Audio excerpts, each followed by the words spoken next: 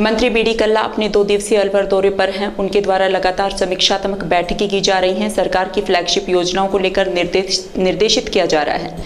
संबंधित विभागों और आमजन से फीडबैक ली जा रही है। मंत्री कल्ला ने पत्रकारों को संबोधित करते हुए कहा कि कांग्रेस संगठन की एक मीटिंग ली गई है। मीटिंग में कांग्रेस को मजबूत करने के लिए जोर दिया गया। इसके लिए यूथ कांग्रेस, NSUI, सेवा दल के साथ परस्पर कोऑर्डिनेट किया गया। कल्ला ने कहा कि विपक्ष के पास स्ट्रॉन्ग सोशल मीडिया प्लेटफॉर्म कार्डर है, जिसे मजबूत करने की आवश्यकता है। वहीं प्रदेश में सरकार रिपीट होगी। मंत्री ने कहा कि प्रदेश कांग्रेस सरकार ने 10 बड़ी गारंटी योजनाएं दी हैं, जिनमें 100 और 2000 यूनिट बिजली फ्री, 2 लाख तक की सब्सिडी, 75 लाख लोगों को 500 रुपए में गैस सिलेंडर, मनरेगा योजना में रोजगार, चिरंजीवी स्वास्थ्य बीमा योजना, अन्नपूर्णा योजना, दुर्घटना बीमा योजना। बड़ी संख्या में स्कूल और कॉलेज खोले गए हैं। इन सभी बड़ी योजनाओं का जनता को लाभ मिला है। वहीं सरकार ने महंगाई कम कर जनता को राहत दी है। कांग्रेस संगठन की भी मैंने प्राय मीटिंग ली है। कांग्रेस के लोग संगठित हैं और कुल मिलाकर के जो हमारा यूथ कांग्रेस, NSUI, सेवा दल, इनके लोग भी वक्तन मिलते रहते हैं। हमारे को आने वाली पीढ़ी को तैयार करने के लिए स्ट्रॉन्ग कार्डर तैयार करने की आवश्यकता है, जिसके लिए मैं वक्तन उनको बताता रहता हूँ। हमारे सामने जो विपक्षी पार्टी है, उनके पास अपना एक स्ट्रॉन्ग कार्डर है, उनका एक सोशल मीडिया है।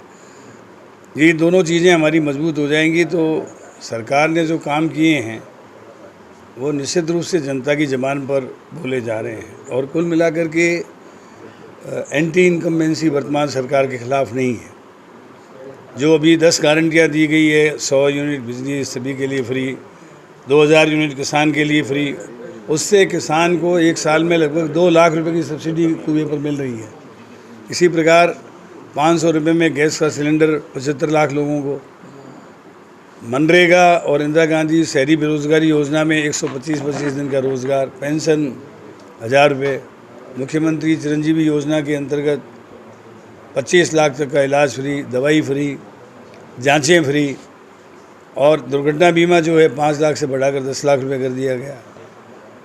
अन्नपूर्णा योजना में पहले केवल गेहूं मिलता था, अब गेहूं के साथ साथ 1 किलो दाल, 1 किलो चीनी, 1 लीटर तेल, मिर्च मसाले, नमक, ये सब फ्री मिलेंगे।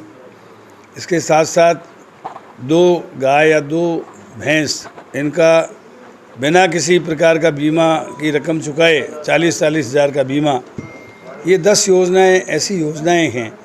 उन योजनाओं के माध्यम से लोगों को जो गारंटी मिली है, लोगों में बहुत जोश है सरकार के प्रति कि सरकार ने महंगाई को कम करने के लिए, लोगों को राहत देने के लिए, लोगों की बचत करने के लिए जो बजट पेश किया है, ये राहत, विकास और बचत का बजट है।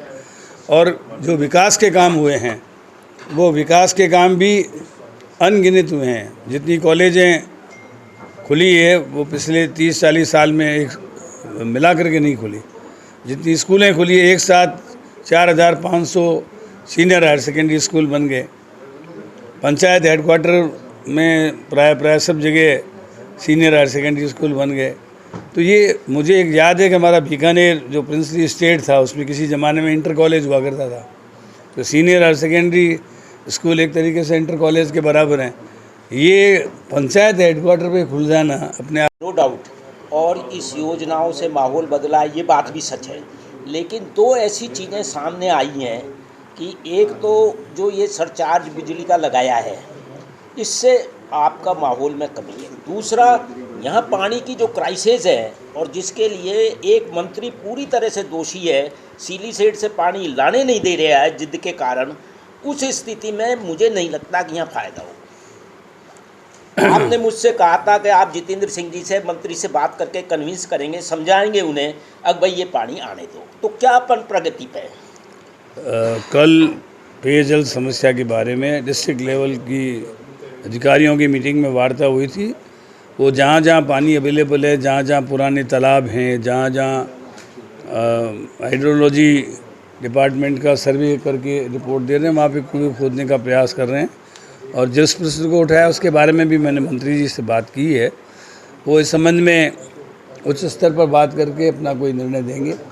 और कुल मिलाकर के सरचार्ज की जो बात की है आपने, वो हमारे हाथ में नहीं है। आप जानते हैं कि इसकी रेट नियामक आयोग तय करता है, और नियामक आयोग जो है जनता की बात भी सुनता है, कंपनियों की बात सुनता है, और सुनने के बाद जो फैसला देता है वो क्वासी जुडिशियल नियामक आयोग है। सर, जो नियामक आयोग है उसने साल भर पहले रिपोर्ट दी, तो क्या हम साल भर जब रुक गए तो 6 महीने और नहीं रुक सकते थे क्या?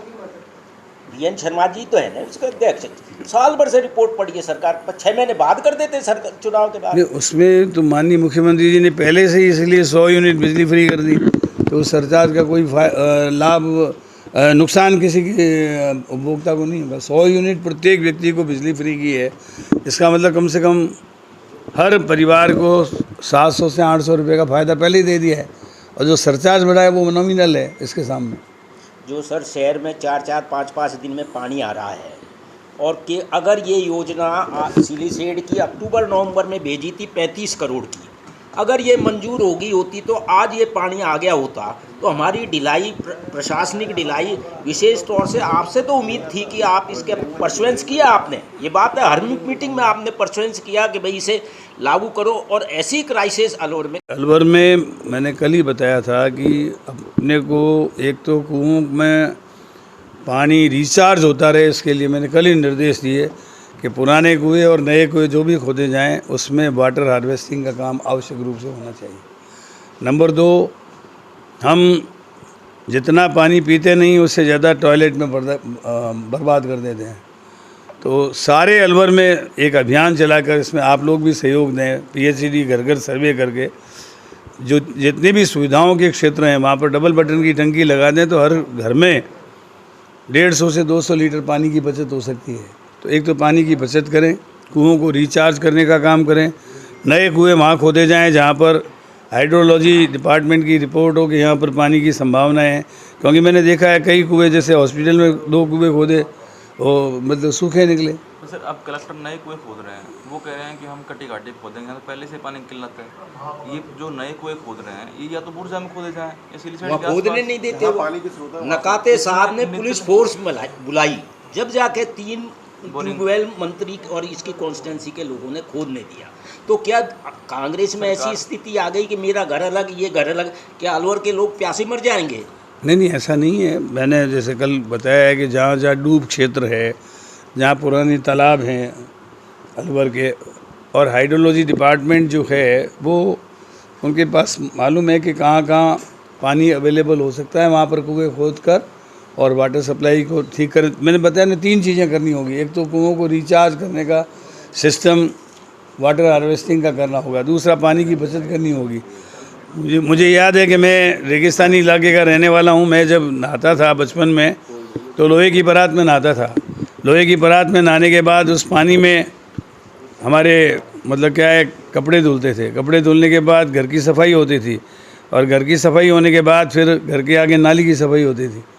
जब हम हाथ धोते थे थाली में तो वो पानी जो है एक बाल्टी में इकट्ठा होता था। पूरे परिवार के लोग मतलब आप समझो पानी हाथ धोने के बाद में तो करते थे, आधी एक बाल्टी हो जाती थी, वो गायों की कुंडी में डालते थे। सर उधर बीकानेर, जैसलमेर, बाड़मेर में मानता हूँ ताकि, और ये सारी प्रॉब्लम मैंने आपको बताया ना कि वाटर हार्वेस्टिंग सिस्टम डेवलप नहीं होने के कारण कुएं रिचार्ज नहीं हो पाए। सर हार्वेस्टिंग का वसुंधरा के वक्त में सारी बिल्डिंगों में बना, कोई ने काम नहीं लिया है। जनसंपर्क विभाग में बना पड़ा है, सारा रुक गया। सब बिल्डिंगों की हालत ऐसी, किसी ने ध्यान नहीं। कम से कम जो कुएं हैं हमारे उनमें पानी रिचार्ज हो, इसके लिए water harvesting system is must. वो जब तक अपन नहीं करेंगे तब तक कुएं सूख जाएंगे। खाते खाते कहते कुआं भी फूट जाता है। तो इसलिए वाटर हार्वेस्टिंग सिस्टम करें, और जहाँ जहाँ पानी अवेलेबल है वहाँ पर हम नए कुएं खोदकर इस सिस्टम को ठीक करेंगे। लेकिन मैं अलवर की जनता से भी अपील करना चाहता हूँ कि पानी को वेस्ट नहीं कमाएं। हर घर में डबल बटन की टंकी लगाएं। छोटी आवश्यकता होने पर छोटा बटन, बड़ी आवश्यकता होने पर बड़ा बटन दबाकर पानी को बचाने की कोशिश करें। एक आदमी दिन में 8 से 10 बार यूरिन पास करने के लिए जाता है और वो 5-5, 6-6 लीटर पानी बर्बाद कर देता है। इसलिए पानी की बचत भी करनी है और पानी का उत्पादन भी बढ़ाना है, तब जाकर के अलवर की समस्या हल होगी। आप कैसे कन्विंस्ड करेंगे सर कि ये योजना आ जाए? मैं तो मुख्य सवाल ये है कि अलवर संकट से निकले। मैंने कल ही नए जो कलेक्टर आए बात हैं की है दोनों से, उनसे बात की है। पीएचडी के लोगों को भी निर्देश दिए हैं कि वे वाटर हार्वेस्टिंग का काम करें, पानी की बचत करें और साथ साथ नए कुएँ जहाँ पर हाइड्रोलॉजी का डिपार्टमेंट कहता है यहाँ पानी होने की संभावनाएं हैं, वहीं पर कुएँ खोदकर और पानी निकालें। सर, जो प्रशासनिक तंत्र बनता है, बदलता है, वो क्या आपसे पूछा जाता है प्रभारी नाते? जैसे एक कलेक्टर बहुत अच्छा काम कर रहा था, इन मंत्री ये सबके अतिक्रमण हटा दिए, सीली सेट साफ कर दिया, जयसमंद साफ कर दिया, उसको यहाँ से पॉलिटिकली हटा दिया, तो आपसे राय ली गई? देखिए, कलेक्टर कौन लगे नहीं लगे इससे प्रभारी मंत्री को, यदि मुझे किसी से कोई किसी भी अधिकारी काम करने के उसमें वो होता है, हम शिकायत करते हैं तो उस पर गौर किया जाता है, वरना डे टू डे एडमिनिस्ट्रेशन में डीओपी जो है नहीं पूछे नहीं, ये प्रक्रिया में नहीं है, वो तो डीओपी का काम है कि डीओपी किसको लगाए न लगाए। सर, नट्टी के 12 से जो 2 जगह पानी बंटवारा था, उसको पहले एक बार अलवर लाने की प्रक्रिया को लेकर के जोर चला था, आंदोलन भी चले थे लोग। कहाँ के लिए? नट्टी के 12 से, हाँ, जो भरतपुर और अलवर के लिए बंटता है, उसके लिए क्या प्रोसेस अभी चल रहे हैं, क्या प्रक्रिया है, क्योंकि मानसून अब आने को है? नहीं, इस योजना के बारे में मेरी जानकारी नहीं है, वो तो आप अधिकारियों से वार्ता करके ही मैं आपको पूरी जानकारी दे सकता हूँ।